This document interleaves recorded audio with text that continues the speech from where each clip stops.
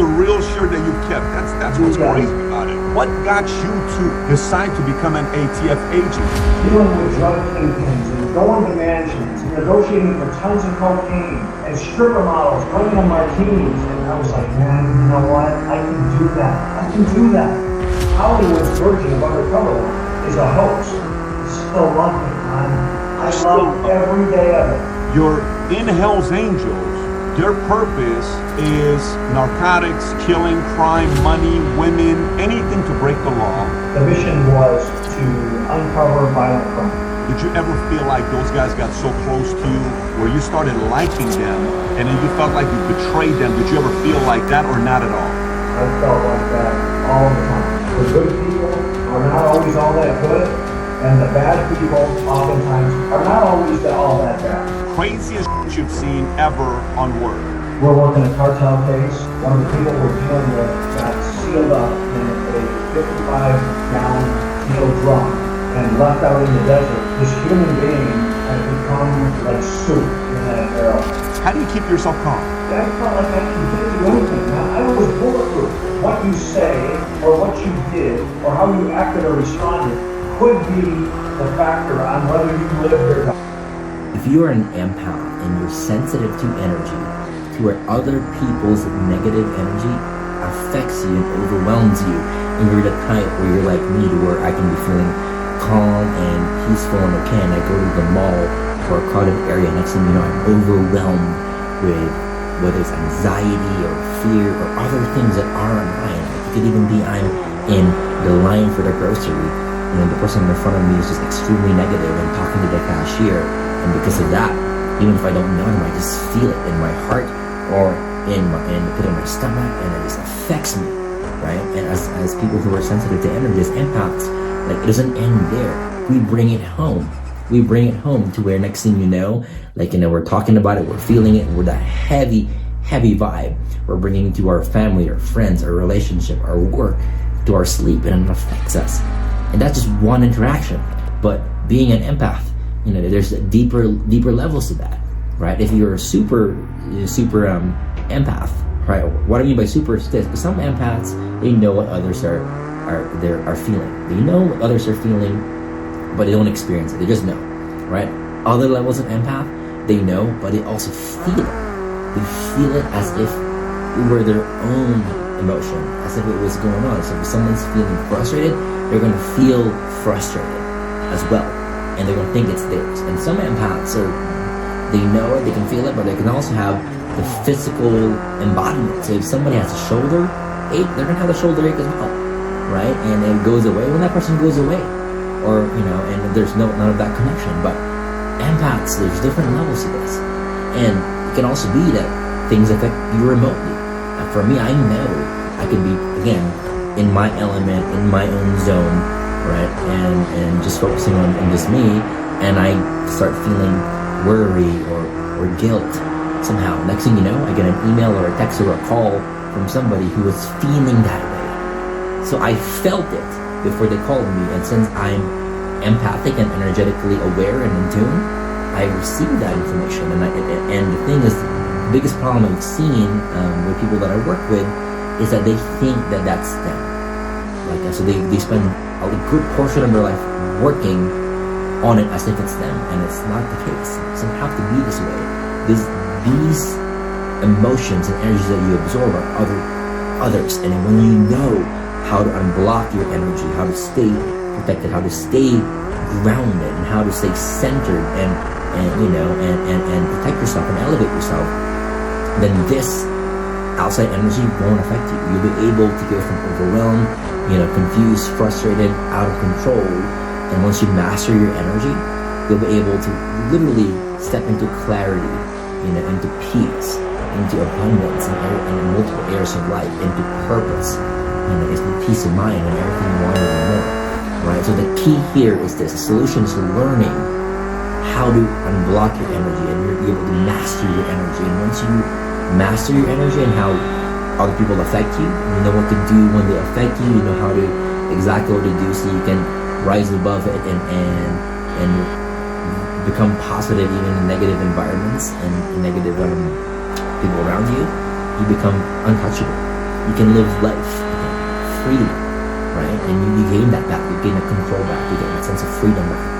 Life starts happening for you, not to you, right? And if you're interested, I put together a free 60-minute training on this, okay, on the 8 psychic senses that you might have and how it works, so you know how you are affected by different things and different people, right? And I also share with you the process on how to unblock your energy. So if you absorb negativity, whether conscious or unconscious, you know how to release it. You know how to, to lovingly release it and stay protected and rise above it. So you're not always swimming in heavy, lower level vibrations, and you can live a life where you are elevated, where your vibration is raised, right? And where you are clear and you're not attached to too many people, and you are your own element. You don't have to always isolate just to feel good. You can be out and about, know that you are, somehow divinely protected, right? And just in your own zone, of you, of the real you, not the you that's been entangled and enmeshed with every other people's negative emotions and energies that are around you, but who you really are at the core. And you can enjoy that and be that and relax in that and bask in that, right? So if you are interested, I have a free 60-minute training webinar that I have on just how to do this, how to master your energy, how to unblock your energy, all that good stuff. So go ahead, sign up for it now, register. It's amazing. We have over 200,000 people now that have gone through the free webinar training that have loved it. It has changed and impacted their lives in more ways than I can count, and I do wish the same for you, right? So go ahead and check it now. Hopefully I'll see you on the webinar.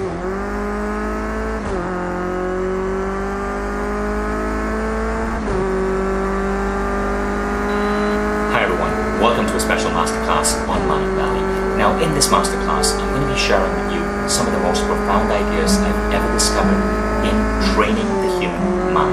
And it has to do with accessing altered states. You see, in our world today, we've been trained to believe that we live in one state of mind. In the modern Western world, that's the beta or waking frequency.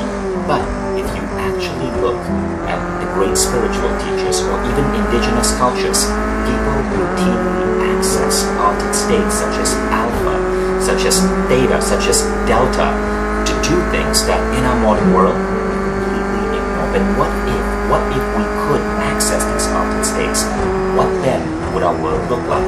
Now, I'm recording this at home under quarantine, and under quarantine we can choose to either want to simply survive, or we can choose to decide that we are going to thrive. And one of the best ways to thrive during these uncertain times is to access these altered states. The first state is alpha. Alpha is about deep relaxation, and this is when you slow down your brainwave frequency from the waking beta level to alpha, or 7 to 14 cycles per second. The alpha state is where you practice creative visualization. It's where your body rejuvenates itself. It's where you're able to program your beliefs into your mind. But you can go deeper. And this is where this masterclass and the Silva method on which it's based on really starts to get a little bit crazy. So have an open mind. When you get to the theta level of mind, you're able to access the dream state. This is where psychic potential, intuition, this is where channeling all lies. That this can be the source of so much creativity and guidance when done right. We call this waking theta. But you can go deeper. Now, this masterclass is based on the pioneering work of Jose Silva. He created the Silva method in the 70s and 80s. Over 6 million graduates, me included. 20 years ago, I took a class designed by Jose Silva, and it completely changed my life. In this masterclass, you're going to learn how Silva's methods for accessing altered states are so relevant to the world today. But we're going to go beyond. You'll also understand the elusive delta level. This is where most people are asleep. But when you learn how to tap into delta, amazing things happen. So join me in this masterclass in partnership with the Silva method. Jose Silva passed away in 1999, and I wanted to be asked by his children to be the new face for the Silva method and to bring this incredible program onto the Mind Valley platform. So join me in this masterclass, and I can't wait to bring the wisdom and the power of the Silva method to you.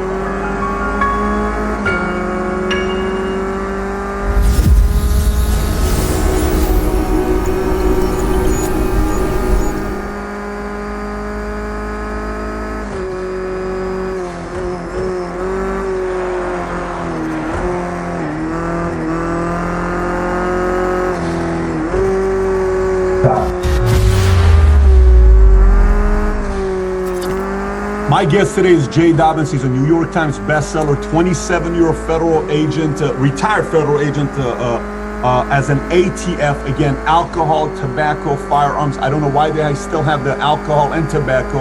Obviously, they did back in the days in '72. But he's got one of the most unique stories, a very, very unique story of what he did. Going undercover, I think, on 500 different cases, and one big one being the one that he did with the Hell's Angels, which for 55 years, nobody could infiltrate until Jay Dobyns showed up, and then he was able to infiltrate in 2 years. So, Jay, thank you so much for being a guest on Valuetainment. Thank you for having me, and welcome to your audience. Yeah, so, you know, for me, a fun fact is one of my very, very good friends was a Mongol. And he was a Mongol who decided to change his life. And he was at a La Crescenta Valley. And he had a crazy life in the past, all the tattoos, the stories to go with it, biker, everything. But he had become a peacemaker. He was kind of trying to get guys to leave the life rather than, but still the Mongols liked him. They were still good with him. And we traveled together for a good 5-6 years. And he would always tell me stories about the Mongols and the fights, the battles between the two. So I always had to hear stories from this guy when he was a Mongol out of Crescenta Valley. But what got you to decide to become an ATF agent? You were an athlete before. How do you go from that to being an ATF agent? You become an ATF agent from an athletic background by being a failed athlete. To be quite honest with you, I never had a plan B. I was going to play professional football. And everything that I did focused around that. When the time came, I wasn't good enough. I don't have excuses. There's a lot of athletes out there that like, oh, if I only wouldn't have hurt my knee or I hurt my back or the coach didn't like me. I have zero excuses. I did every single thing within my power to play professional football. I just wasn't good enough. And so I have a clear conscience about that. Very most people, that's a very interesting perspective you just gave, because you know, you have friends who say, if it wasn't for this knee injury, if it wasn't for this back injury, if it wasn't for this ankle, I may have made it there. You're just saying you didn't make it there. But the one story I like that you said, when you had a running, where was it at when you experienced training with Andre Reed and Jerry Rice? Well, that was in the process. I was still on my original plan A, and I went to the 1985 NFL Combine, which is, for lack of better terms, or for your audience out there that's not football fans, it's the NFL's meet. It is where prospective players come in, and you're weighed and measured and tested in the presence of coaches and general managers and owners, and they decide whether you are worthy of being a part of their organization. So I was an all Pac-10 football player in college. I had a very good college football career. So I went to the combine thinking, this is my chance. I'm going to show off. Right? So I get paired up with a couple guys I'd never heard of before. One dude was from Kutztown State. I hadn't even heard of it. I asked him, where's it at? You know, we shake hands. Yeah, my school's in Pennsylvania. Not shaking hands with them. And my internal dialogue is that I'm going to whip your ass today. Right? Another dude's from this little school in Mississippi that I never heard of. Well, we start working out, and my ego and my self-confidence was very high. And in 10 minutes, I realized I was not going to be a professional football player. Because these kids that were my size, my build, I never heard of before, I couldn't keep up with them. They were everything about them as football players was better than me. Well, the kid from Kutztown State was Andre Reed, who played 15 years in the league and is in the Hall of Fame. And the guy from the little school in Mississippi went to Mississippi Valley State. It was Jerry Rice, arguably the greatest football player to ever wear a helmet and shoulder pads. So I was not judging myself against the fairest competition, but nonetheless, those guys were absolute freak show athletes. And I was a common man. And let me tell you, I was a Bills fan when I came to the States. Most people don't know. I was a diehard Buffalo Bills fan. DB, Kelly, Bryce Pop, Bruce Smith, you know, all those players. Obviously, Andre Reed, Thurman Thomas. They just had a stacked squad those 4 years. And to be able to say that you watched Andre Reed in 1985 and Jerry Rice, at that point, did you kind of tell yourself, these guys are going to kill it in the NFL? were you seeing the major separation of talent between them and others? It was obvious. Like, no one knew who they were yet. I mean, they had good college careers, great college careers actually, but they were not on a national stage yet. Kutztown State and Mississippi Valley State had not put them on a national stage. Who they were going to become was still yet to be seen. But even as one of their peers, working out with them, you can look at these guys and say, like, man, they're different, man. These cats are different. That's it. That's the part right there. That's the part right there when you tell the difference between talent when you get to levels. I asked Kobe one time, Kobe, who did you face off where you kind of knew, like, this guy's at a different league? Because he was ranked the 56th best player in high school, and he was coming up, and he was sizing everybody up. He's like, man, some of the guys you faced off, you knew they were superior, and you knew they were going to do something. And then obviously Kobe ends up becoming the late Kobe Bryant. God bless his soul. He ends up becoming who he is today. So you're an athlete. You're playing football. Plan A. I'm going to go in the NFL. I'm going to be a star. That's going to be my career, and I'm going to do whatever I'm going to do later. Maybe be a coach. Maybe stay in the game. I don't know what it'll be, but I love football. At what point do you say, I'm going to go be an ATF agent? I wasn't drafted in the NFL. I went and played a partial season in the Canadian Football League. I played a partial season in the United States Football League. When you played Canadian Football League, was Flutie playing at that time, or who were the stars in CFL? Well, I played with the Ottawa Rough Riders, and probably the biggest name on our team, like, actually didn't make his big name as an athlete. Our quarterback was a guy named J.C. Watts, who ultimately became a congressman from Oklahoma. J.C. Watts? J.C. Watts was the quarterback for us. I know J.C. Watts. He's a truly amazing man. He's a man that's very important in society right now. 100%. As a black man, as an athlete, as a politician, he's got an important voice. So you're playing for CFL. J.C. Watts is your quarterback, and then you tried a couple other things there, and then what did the transition come to ATF? Well, I get cut in the CFL. I wasn't good enough to stay there. I played a partial season in the USFL when that league folded. I actually had a tryout with the Chicago Bears, and I went to a camp with the Bears, and the coach was Mike Ditka at the time. And Coach Ditka, when he was letting me go, when he was basically kind of put his arm over my shoulder out on the field, and he said, "Kid, he goes, I love your attitude, but you're 20 years too late for this league." How old were you at that time? I was 24. So meaning in 1995 you would have been a star. Yeah, my style of play just did not fit. The athleticism had grown, and it was, I say this all the time. If you take the worst NFL team out there, I don't care who you decide that is, and then you go to their practice squad, which are the guys that are not on their active roster, and find the worst player on the practice squad of the worst NFL team, that kid is an amazing football player. That kid is a freak show football player. That's how hard it is to survive and stick in the game at that level. That's perspective. That's definitely perspective when you put it that way to think about that. So, by the way, we've had Mike Ditka on before. I think I was with him at his restaurant in Chicago. We met up. We spent a few hours together, myself, himself, and his wife. And his interviews on Valuetainment. One of my favorite guys. This is a guy that changed the game as a tight end, and then changes the game as an assistant, and then changes the game as a coach, and had one of the best. I don't know if you watched the 34-30 with him and the whole story of the Bears. I think it's 84-85 Bears documentary. One of the best documentaries I've watched. I rented out the entire hotel in New York. I don't remember what the hotel was called. Ohika Castle in New York.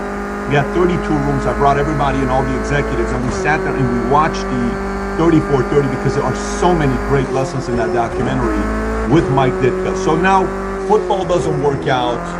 You leave football. Where does ATF come in? Well, I was a young man and I was lost. I never had like whatever it is I was doing. I was very good at being focused on and diligent and committed to to whatever that was. And for the first time in my life, I didn't have a plan A. I knew as much of what I didn't want to do as what I did want to do. I never chased. Money was never very important to me or my family. I grew up in a blue collar family. My dad was a carpenter. My dad pounded nails for a living. My mom was a house cleaner. My mom scrubbed people's toilets for a living that didn't want to scrub their own toilets, right? So we never had a lot, but we always had enough. I knew that I wasn't interested in chasing money. I wanted something so that when my alarm clock went off in the morning and I put my feet on the ground, I felt good. I felt excited about whatever it is I was going to go do. And I wanted to serve. I wanted to serve others. And so it's almost hokey to tell this story how it came about, but at the time, this is mid-'80s, the television show Miami Vice was very popular. Not the movie, not what like the younger generation is, not Colin Farrell and Jamie Foxx. Don Johnson is who you were talking about. The old TV show, right? And I saw Sonny Crockett like rolling around South Beach in a Lamborghini with a Hugo Boss suit on and dealing with drug kingpins and going to mansions and negotiating for tons of cocaine and stripper models bringing them martinis. And I was like, man, you know what? I can do that. And it grabbed me. Like Hollywood grabbed me. But what I didn't realize at the time is that Hollywood's version of undercover work is a hoax. It's counterfeit. But once I was in it, I realized that Hugo Boss suit that Sonny Crockett wore was a pair of cut-off Canos and a white beater t-shirt and flip-flops. You know, that Lamborghini was an old beater car. The mansions were trailer parks. And I was rolling up to single wides that were on tilt with aluminum awnings hanging off of them. And rusted swing sets and cars on blocks. And the kingpin in the TV show was some guy sitting at a corner bar with his plumber's crack hanging out who didn't have two nickels to rub together. You know? The big, massive dope loads that we saw on television, it was an 8-ball of coke that was so stuck down with baby boxes that you'd shit before you did high off. To be quite honest with you, you know? The supermodels that were smoking and joking with Sonny and sitting on his lap, they were like straight skanks with 3 teeth in their head and tits like sweat socks with toes in them, with rocks in the toes. You know? It was anything other than what Hollywood had led me to believe it was. And when I saw the reality of it and realized that the entertainment industry had lied to me, I still loved it, man. I loved every day of it. I loved every day of it. Wow, the fact that you still loved every day of it, that says a lot about the world, because, you know, Gary Nessner, he's the FBI negotiator from, David Koresh with what happened in 1993 at Waco. He got recruited based on watching the Mickey Mouse Club, and he saw J. Edgar Hoover on the show. And he said that's how he decided to become an FBI agent, because that inspired him. And by the way, this is twice now in 1 week that says these recruiting stories of how brilliant it is to use a TV show, 2 TV shows, to recruit people to the world. Brilliant marketing if you really... You know, look at just in a different world. Look at what, back in the day, 25 years ago, look what Top Gun did for the military. Yep. Look what Top Gun did for naval aviation, for military aviators. Man, it was like the entertainment business and Hollywood is super powerful. Yes, very true. By the way, I don't know if you know what Hitler did. Hitler did the first Titanic. If you knew the story of the first Titanic, he made the first Titanic, and the director was one of his guys. And the story was making the Nazi soldier the hero. So people around the world have started saying, "Oh my gosh, what great people these guys are!" So you can also use movies to push a lot of propagandas if you wanted to. That's used a lot. I mean, you know this. You're in the world. So now you go and want to become an ATF agent. You see the Miami Vice. You know, you're kind of wanting to have that Don Johnson type of life. You know, going out there having a good time. career starts. How was your first week as an agent? Oh my goodness, I got sworn in on a Monday, raised my right hand, took my oath, filled out my paperwork. 4 days later, I was taken hostage and shot. I was shot in the back during an arrest situation. A bullet went in my back, in between my shoulder blade and my spine. It passed through my lung. It narrowly missed my heart, and it exited my chest. So, 4 days on the job, and I was laying in the dirt and garbage and dog shit of this trailer park with blood coming out of my chest, like you're holding your thumb over the end of a garden hose. And I remember 4 days into it. 4 days. I got hired on a Monday and I got taken hostage and shot on a Thursday. I remember laying there and a pool of blood was brewing on me. And an old worn out potato chip bag, like in the breeze, blew through and stuck in the blood and then blew past me. And I was like, oh my God, I am going to die after 4 days on this job in a trailer park. I'm bleeding to death. You know, like 4 days on the job, I hadn't gotten a paycheck yet. That was like, I comped on that one. That was a free test drive. And Actually, like knowing that question was coming, I have this ready for you. So this shirt, this is the shirt I was wearing the day I was shot. That hole right there is where the bullet went in my back. And this hole right here is where it came out of my chest. So, you know, like a very obviously a very difficult way to start your career. now let me ask you, what I read somewhere is the fact that you had the option to get retirement disability for the rest of your life and you still turned it down. Well, it goes back to what we said earlier. Like, you know, I'm from a blue collar family. Like, my folks never chased money. I never chased money. I had attorneys lining up at the hospital, come in and say, "Hey kid, you know what $1 million looks like? $1 million? How about $5 million? You'll never have to work another day in your life. Let me take this case." The government has put you in a situation where they've created a huge amount of liability for themselves. You were not yet prepared for this. You weren't trained for this. They want you and your story to go away. You tell me how much money you want, and I'll get them to put as many zeros on that check as you ask for, and it'll never see a courtroom. And my response was just to get out. I did not take the job for the money. What I truly wanted, was a chance. I wanted to get healthy and a chance to come back and see if I could do it right. See if I could do it without messing up. Now, Jay, let me ask you, in that moment, did your mom or dad talk to you? Were you like, "Dad, should I take the money? This is what they're telling me"? Or was it just you made the decision, "No, I want to get back to my job"? It was my decision. My parents were around me at the time. I think now, 30-something years after that event, man, should I have taken $1 million or $5 million? I don't know.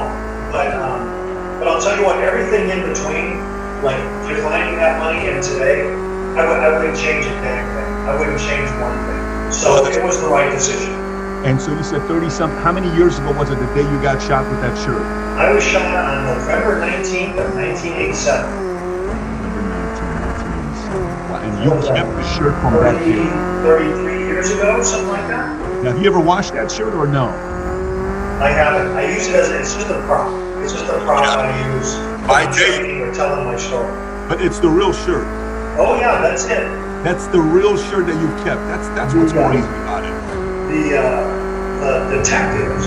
So the detectives in the case, when I got to the emergency room, the medical staff cut the shirt off, and so the detectives gave it back to me. But it was all shredded up. And my mother-in-law sewed it all back together for me to make it a shirt again. Oh, so you were married at that time? You were already married? Yes. Okay. Because I know you're married, 2 kids. I read that with the family that you were. Okay, so now that happens. You come back, you recover, you say, no, I want more of this. So from there on, you go become the ATF agent, and you were on 500 different cases. Is that pretty accurate? I was an active participant in over 500 undercover operations.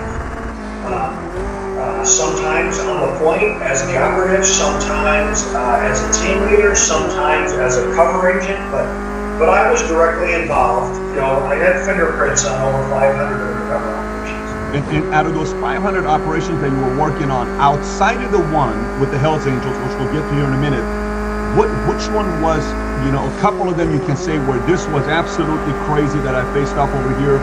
Here's what I worked on with this. I heard something about, you did something with the Rodney King trial, you know, the Rodney King riots. There was a lot of different things you worked on, but can you share a couple of the stories with us? Sure. You know, the Hells Angels case, which gets all the notoriety and attention, is not my favorite investigation or my favorite case. I'm not even sure it's in the top 5 or top 10, to be quite honest with you. You mentioned Waco. I responded after the fact to the events at Waco. I responded after the fact to the Columbine High School shooting. I responded to the Rodney King riots. So that like I touched some historical events, nationally historical events. But you know, the reality of it is like, as an undercover operative, I bought everything from street corner dope up to cartel dope. You know, I bought Saturday night special pea shooters in the park up to shoulder launched like anti-aircraft rockets. Everything from homemade PVC pipe bombs that some tweaker was making in his garage or his mom's basement, up to servo-activated, remote-controlled C4 devices. You know, I worked on home invasion infiltrations and murder for hire cases and gang infiltrations. Me and my partner infiltrated an element of Timothy McVeigh's, the remnants of Timothy McVeigh's crew that was operating in southern Nevada after McVeigh set off his bomb at the Oklahoma City, at the Burroughs Federal Building in Oklahoma City, that were planning Oklahoma City Part 2. They had intended to blow up 3 Las Vegas casinos, the Mirage, the Treasure Island, and the Golden Nugget.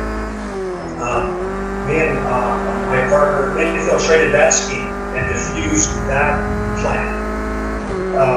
On another case, an undercover partner of mine infiltrated an element of the Aryan Brotherhood, and over the course of 100 days, bought 100 improvised explosive devices that members of the Aryan Brotherhood were building for us, so that we could use, you know, to do murders and assassinations and intimidations.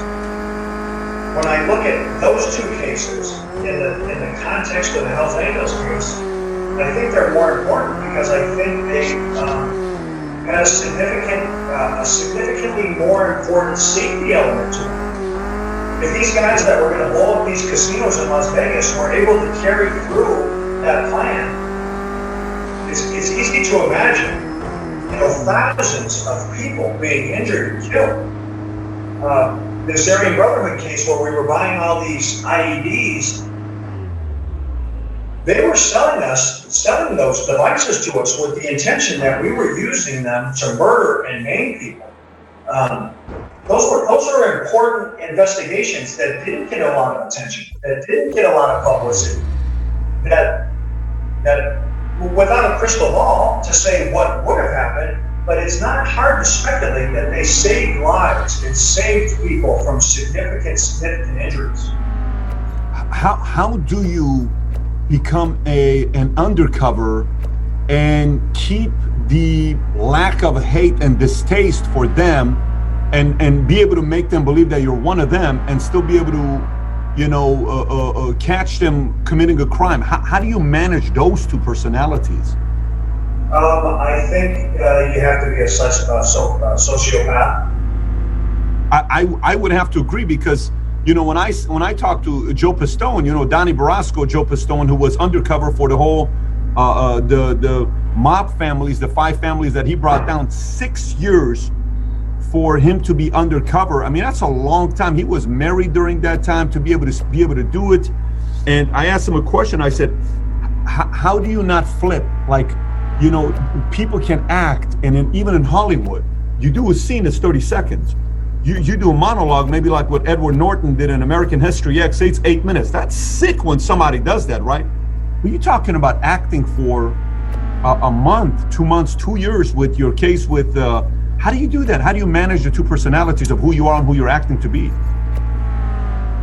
The honest answer to that is not a flattering answer. It's not a hero answer. There's elements to this answer that I am ashamed of. I'm regretful of. I carry the guilt for it.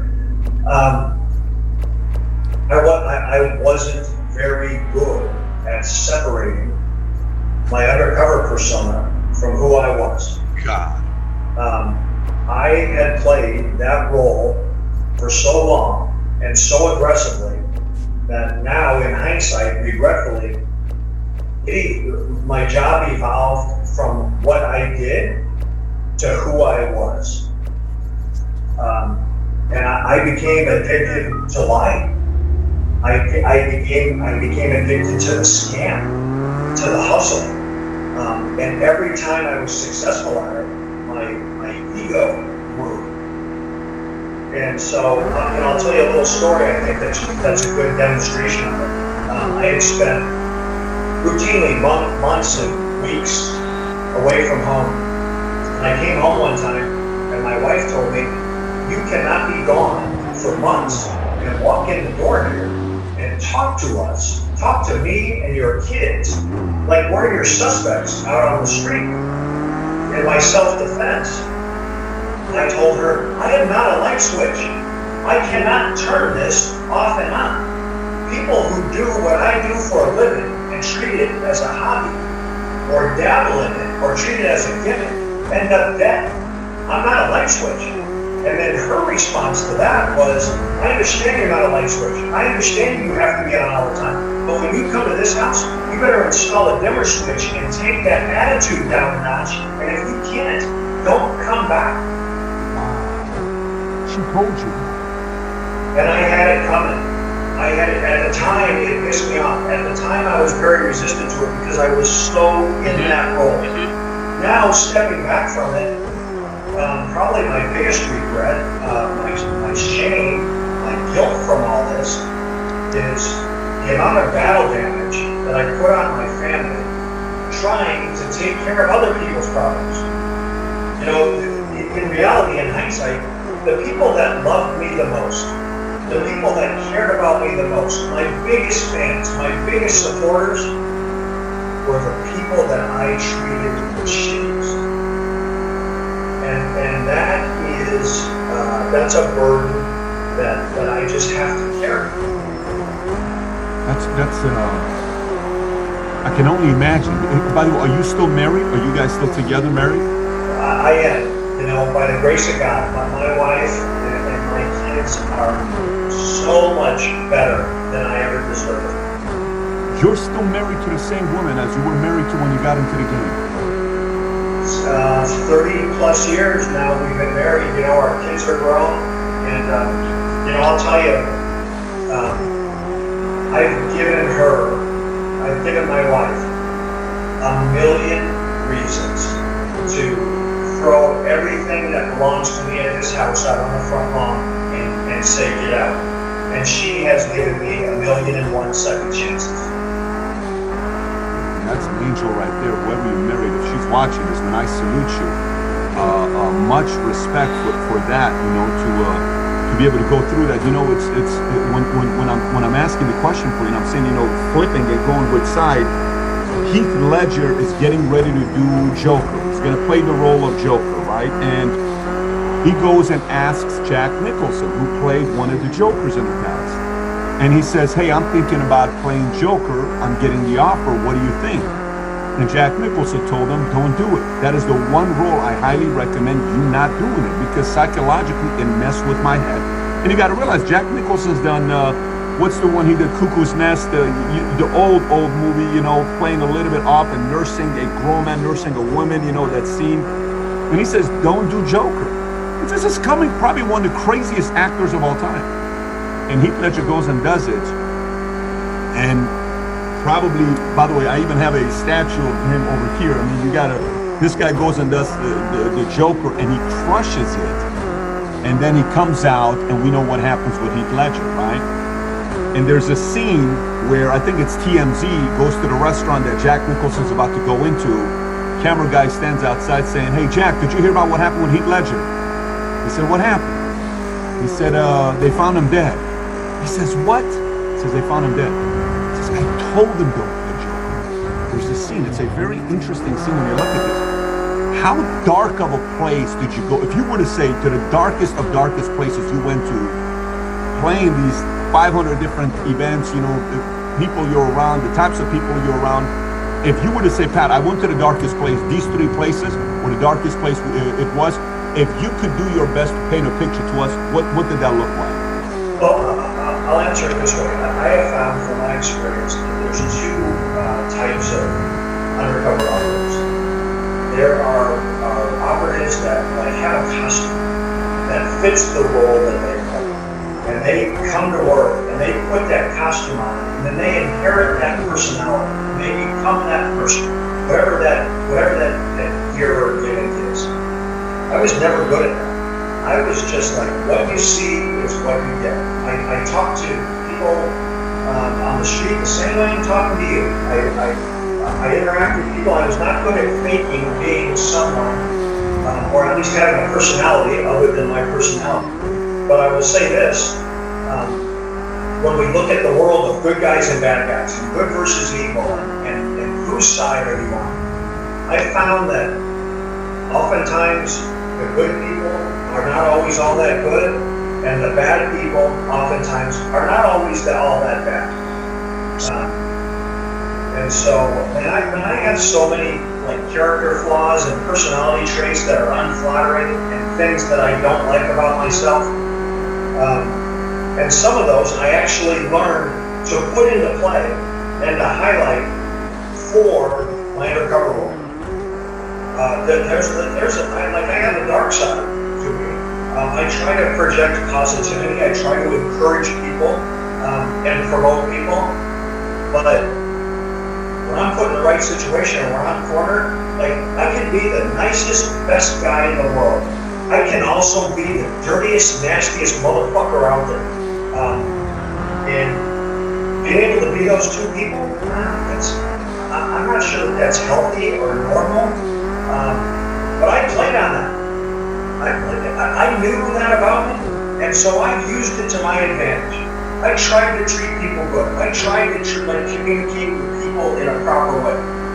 But man, when you turned on me, or when you got sideways with me or my partners, or you put us in danger or whatever, oh man, I was the baddest cat on the planet. Give me one example. Oh my goodness, there's so many to pick from. There was a point during the Hells Angels case where some of the suspects had gotten some legitimate information, and our cover was compromised. Our cover was, it was at risk. It was like the truth was coming out, and the lie was starting to crumble. And I was confronted by some Hells Angels on that exact thing, on that exact information. Like, this is what we're here. And I got so nasty and spun it back on them and turned it around on them that they were full of shit, that they weren't hearing accurate information. They knew me. I had proven myself time and time again over years and years, and cited events, and cited situations, and got really frustrated and angry about it, to the point that these people came into this meeting accusing me and in a position of power. And I flipped that entire situation on them to the point when we left, they were apologizing. You're July 24th? Is that what you are? Are you July 24th? I'm a Leo, yeah. Interesting. Now, let me ask you, if I was in high school with you, were you a tough guy? Were you somebody I didn't want to screw with? Was that still, were those two characters still there if I was in 10th grade with you?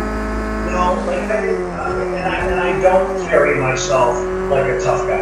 Like I don't walk down the street like looking for someone to punch. No, but let's just say for buddies, if you and I are boys, and I'm your running mate. Like we party together, we go to high school parties, we go with the girls, we play football. Let's just say you're the star, I'm the blocker, I'm the tight end.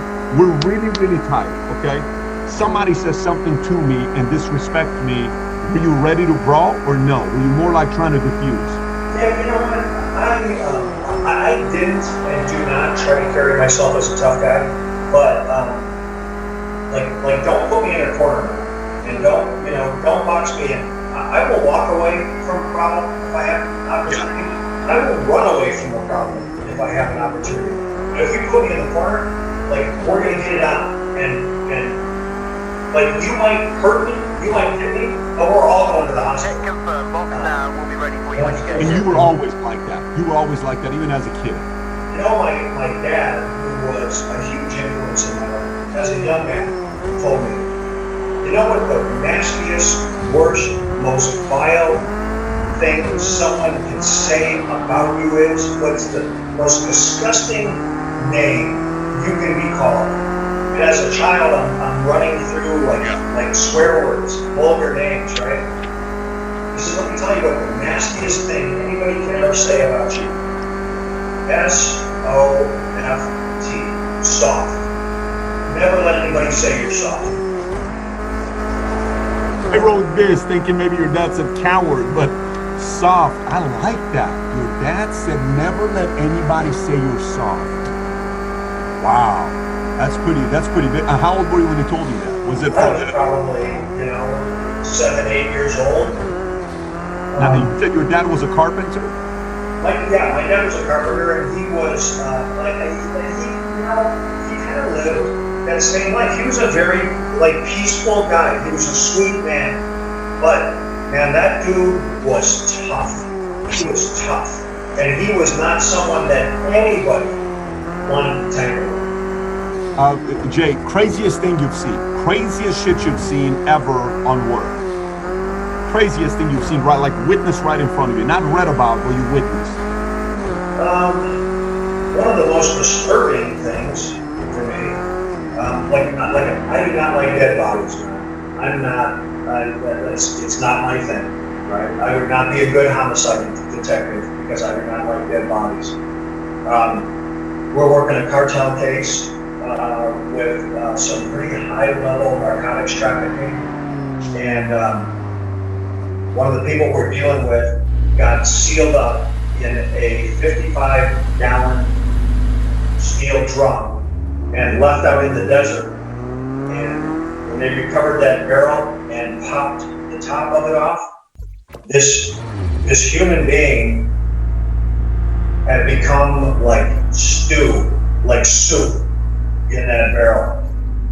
And I was, that was like the sight of that, the smell of that, the thought of someone being sealed alive in a steel barrel and left in the desert, and the misery with the suffocation and all the things that I imagined went into that person's death. I was like, man, I don't care what you're doing, or I don't care who you are, man. I know it's gonna get done. That's not a way to go. Sammy the Bull said, if I had one way to go, I'd want to get shot in the head. Is that what he said? He said, I'd like to get shot in the head. That's the way to go because you don't feel anything. Lights out. You do not want to go that way. What a way to go. What a way to go. So, okay, so now, the other part I always wonder is, yesterday I was doing a call with some of my leaders, and these are sales guys, and in the world of sales, there's prospecting. In the world of prospecting, there's getting rejected. If you see, when I was coming up, there was a buddy of mine that was the best looking guy in the world, but out of all our friends, but the guy was afraid of getting rejected by girls. And he was nervous. What if she says no? What if this? What if that? And he looked like chiseled. He had the perfect jaw. You know those guys that he just had the look. And some of us weren't afraid of that, and some of us got more play than he did, but he was the best looking of the bunch. When it comes down to prospecting, a lot of people are afraid of talking to somebody that's a non-client or a girl because of anxiety. It creates this level of anxiety, right? Okay. So most people today, there are so many books being written about anxiety, panic attacks, all this other stuff. How do you control your anxiety and your panic when you're wired? You know if they take your jacket off or your shirt off, you may be wiretapped, you may have stuff that they're gonna see, it can turn bad, you can get killed, your life's on the line, you're thinking about your wife and 2 kids, you're thinking about the story's over with. How do you stay poised? Because there's many ways for people to tell if you're nervous, if you're lying, there's many different ways. How do you keep yourself calm? Well, the fear of failure is a huge motivator. And how do we react to that? How do we handle that? You talked about your friendship with Kobe. You're reading him in, this is great stuff. Thousands of Line him up stories between about Kobe speaking on the motivating element of the fear of failure. We saw it over and over in the Last Dance documentary with Jordan, how he actually invented things to be fearful of, to motivate. I have a formula, right? And I think this formula applies to me. I think it applies to you. I believe it applies to sports teams, businesses, families. It is the key for all of us to success. How do we overcome that anxiety? How do we're nervous about something. We have an objective. You're trying to close a deal. You're trying to accomplish something that's super important to you. Establish the purpose. Be clear on what your purpose is. Be clear on what your objective is. That's D5. Keep an eye on the Have open and honest dialogue. Have transparent dialogue with the people around you. Because when you are open and honest, and when you speak transparently with people, you build trust. You build two-way trust. Nice work. The people that you're speaking to, the people that you surround yourself with, hopefully, because you're being open and honest, will develop a trust in you. And then that open communication, you will build trust in them. So you get this two-way trust. So now you've got your purpose established. You've got open and honest communication, and you build trust. When you have those three things together, you can go solve problems. And that is what any high achiever in the world does. It doesn't matter if you're flying the space shuttle or if you're pushing a broom as a janitor. It doesn't matter if you're in sales or whatever it is that you're doing. If you're in law enforcement, if you're on a sports team, the people that are great and the units that are great solve problems. Think about it. Just think about you on a daily basis, the number of problems and conflicts that you have to resolve. People who are great at it ultimately are our highest achievers. So how do we solve problems? Through having a purpose, having open communication with the people around us, and building trust. Together, when we have that together, that's how we land on the moon. That's how any great thing in the world has ever been accomplished. Establishing a purpose, having open communication with the people around us, building trust, and then together going to solve that problem. That was my professional life in law enforcement in a nutshell.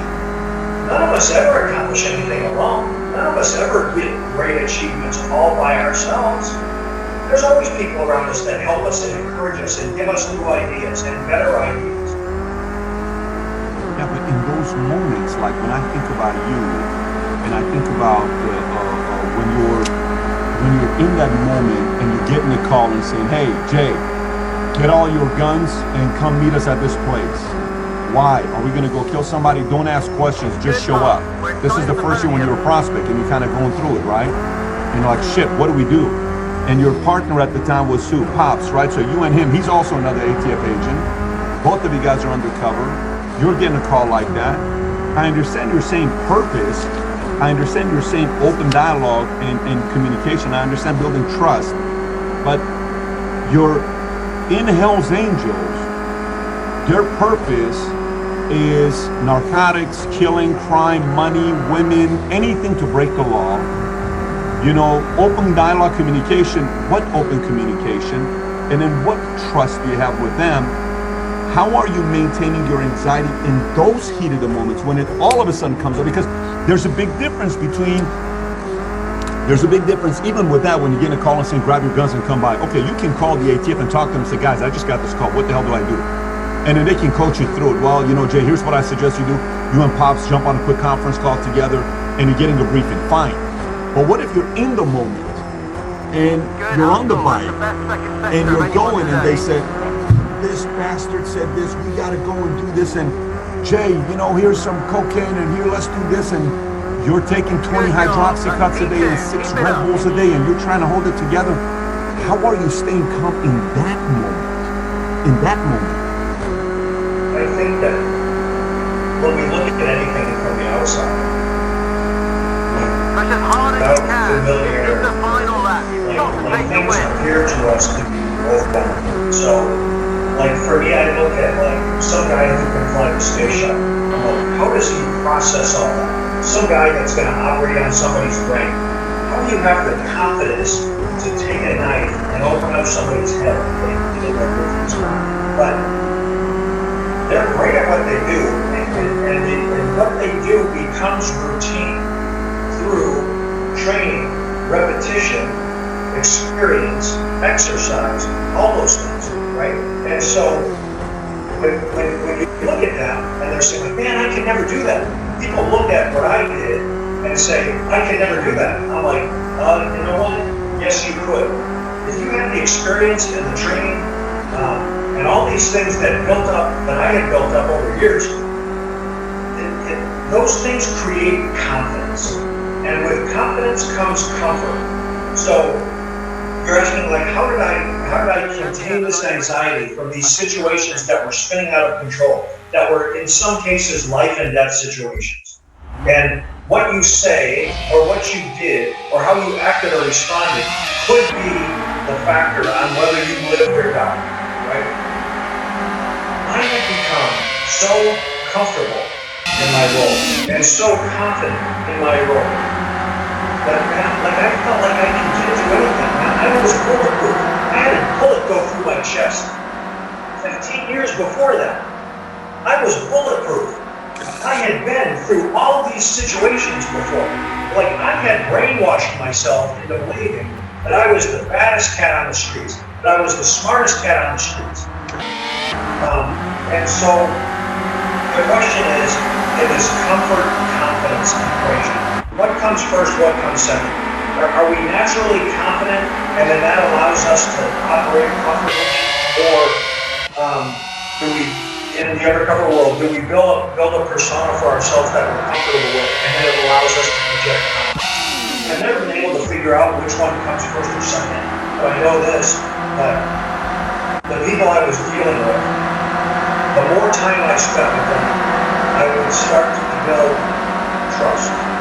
Then I would build loyalty. I would build their belief. There was a point in time where some of the most violent, intimidating men on the planet, I have no doubt in my mind, would have stepped in front of a bullet for Jay Bird Davis. Because I had taken that loyalty and that trust and that confidence and given them comfort and evolved into love in some cases. Now, those same people, when they found out that Jay Bird Davis, the gun-running, debt-collecting hitman, was actually a federal agent named Jay Dobbins, those same people were looking to put a baseball bat on the back of my head or trying street racing across the country. So it can change quickly, especially in that world. Yeah, a couple things. By the way, did you ever feel like those guys got so close to you where you started liking them and then you felt like you betrayed them? Did you ever feel like that or not at all? I felt like that all the time throughout the course of my career. I would extend pieces of myself to these people and I would let them into my world and I would spend time with people who were sometimes involved in some very vicious, wicked, vile activities. And you see see that element of that, and it's so disappointing in humanity. Right? But then when you spend extended amount of time with people like your undercover environment, you also see other elements of their life, and you see redeeming qualities of their character. So that when you see them do something wicked, it's like, man, you're so much better than this. And I'll give you an example. I befriended a couple guys in Hells Angels, hung out with them, enjoyed spending time with them. They were smart. They were handsome. They had professional careers. One was a stockbroker. One was involved in the investment world or in the financial world. These are smart guys. These are not like the stereotypical guys, right? Yeah. Rode motorcycles with them, went to parties with them, drank with them, shot pool with them. They stayed at my house. I stayed at their house. I saw them around kids. I saw them around women, other people, and actually developed an affection for these guys. Like I kind of like these guys, right? One night, they took a woman. A woman named Cynthia Garcia, a mother of 6. She insulted them in the Mesa Clubhouse. They boot stopped her to the brink of death. They thought she was dead. They rolled her up in a piece of cut up carpet, put her in the trunk of a car, drove her out to the desert east of Phoenix in Apache Junction, and stabbed her 27 times and cut her head off. So, like trying to balance that. Trying to balance, like interacting with these people, having them sleep at your house. You're asleep and they're asleep in the same house. Socializing with them, like being socially interactive with them, and then knowing that they have that capability, that they have such low, for lack of better terms, respect or admiration for humanity, for another human being.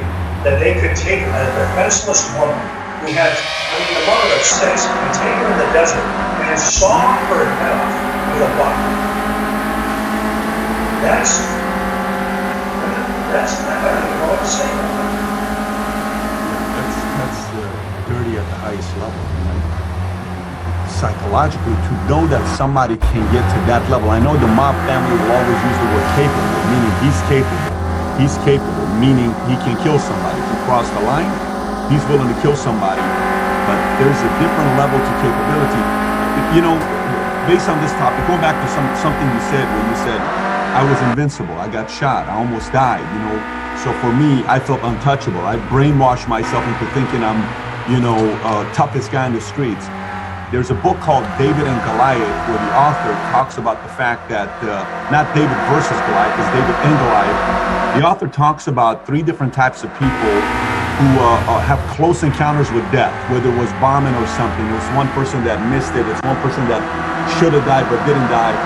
The story was those who should have died but don't die can come out pushing the envelope so much more than they did before because they have this feeling of, I'm untouchable. I'm immortal. You can't kill me, you know? You can't do nothing to me. Did you almost have that? Because some people come out after they get shot and have a close encounter, they become more pantsy. They become scared. They're kind of like, oh my gosh, what if this happens? And then there's some that come, obviously you came out like this. So the story you're talking about is the fact that event made you even tougher thinking you were untouchable. Did you actually believe that? You know what, along the lines of that book and that explanation, that analogy, to be quite honest with you, at that point in time in my life, I had written off my own death. I had accepted my own death. I didn't know how it was going to come or by whose hand or what the circumstance might be. But, and this is not flattering to say, I was so all in, I was so committed to what I was doing, that I knew that something tragic was beyond the reality. It had become a probability. Got it. And so, but when you can accept that and balance that, I think it allowed me to operate even more aggressively, if that makes any sense. Of course. Because I had accepted my mortality, and I realized that there was a probability that something bad or tragic was going to happen during this window of time. And when you accept it, it's like, man, like it actually, it's not a good place to be, because as an undercover operator, it makes you dangerous. And you become dangerous because you start ignoring signs. You start ignoring red flags. You start ignoring these things that you know and are trained to be triggers for you, to heighten your sense of awareness and to pay closer attention. You start ignoring it and you start saying, man, but I'm Jaybird. And none of that applies to me. That's crazy, the level of recklessness. But by the way, if you read strong generals of all time, these strong generals got to the point that you just said right now. They have to get to a point where they accepted death. Like that is a possibility. That is an option. I could go in there and die. And if you don't accept that, you're going to be a little bit timid as well. So the opposite of that in your world of timidity, you're too timid and you can't really go to places that you need to push the envelope. By the way, you said I was fully all in and I was fully into my craft. Were you saying, were you all into ATF, all into J, or all into whatever camp you were a part of? Probably all the above. I believed in the mission that I was serving. I believed in our battle against violent crime. I wholeheartedly. I believed in the objectives of our operation, of our mission, as to what we were trying to accomplish. But probably as more and more time passed, and as I got deeper and deeper into that role, it became more and more focused on me. And I think that regretfully, to be quite honest with you, I started making selfish decisions instead of practical, operational, mission-driven decisions. The mission was to uncover violent crime, find out who was committing it, who was ordering it, who was organizing it, who was benefiting from it. As I got deeper and deeper in that role, my selfishness started narrowing those decisions and that focus, and I started making decisions for me. I started making decisions like, how am I going to advance in this organization? How am I personally going to achieve? And like that element of that team player element started to fade away, and my selfishness started becoming more dominant, and that's just not good. That's not good. You know, who was the chief disguise officer we sat down with in DC right outside the White House? Jonna Mendes. Yeah, so we sat down with Jonna Mendes. Her husband is the gentleman from Argo who played, you know the story. And so I asked her, I said, Jonna, let me ask you this. What makes for a good CIA agent, right? Undercover. She gave me the craziest answer, Jay. Like literally, I remember till today. She said, someone like you, okay? Someone who is charming, charismatic, can sell, can convince the other person that they're on their camp. But when he takes down Russia, he never brags about it. Do you remember that? And she says, most guys cannot do that because it's so hard. You just took down, and the Kremlin, what do you mean you don't want to brag about it? You want to tell a couple of your friends at a bar and say, dude, if you win a Super Bowl, what do you say? We just beat the Patriots, we just beat whatever. He says, in this world, you can't brag about it to nobody. My friends, my peers,